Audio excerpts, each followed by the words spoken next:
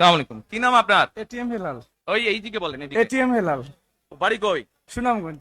বাড়ি সুনামগঞ্জ। সুনামগঞ্জ কোথায়? শান্তিগঞ্জ। এই সুনামগঞ্জের মানুষ আছে এখানে? এই- এই লোক আপনাদের মানুষ?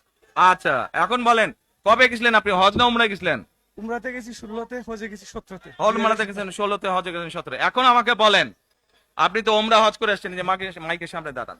আপনি কাবা শরীফে গেছেন, জি। কাবা শরীফের মালিক কে? আল্লাহ। জোরে বলেন। আল্লাহ। কাবা শরীফের মালিক কে? আল্লাহ। আল্লাহ।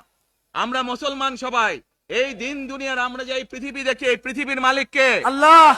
এই সূর্য নক্ষত্র যা দেখি তার মালিক কে? আল্লাহ। বেহেশতের মালিক কে? আল্লাহ। দোজখের মালিক কে? আল্লাহ। আচ্ছা, দাঁড়ান, এবার আপনি বসেন এখানে।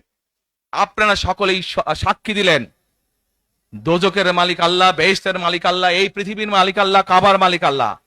আরে ভাই, যেটার মালিক আল্লাহ সেটা কি অন্য কেউ দেওয়ার ক্ষমতা রাখে?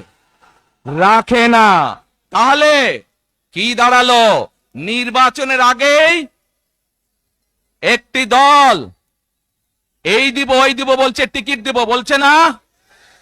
যেটার মালিক মানুষ না, সেইটার কথা যদি সে বলে, এক সেরে কি করা হচ্ছে? হচ্ছে না?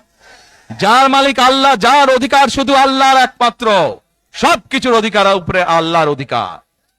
কাজেই আগেই তো আপনাদেরকে ঠকাচ্ছে, নির্বাচনের ফলে তাহলে কেমন ঠকাবে আপনাদেরকে বোঝেন এবার। শুধু ঠকাচ্ছেই না মানুষকে, যারা মুসলমান তাদেরকে শিরকি করাচ্ছে তারা। নাউজুবিল্লাহ।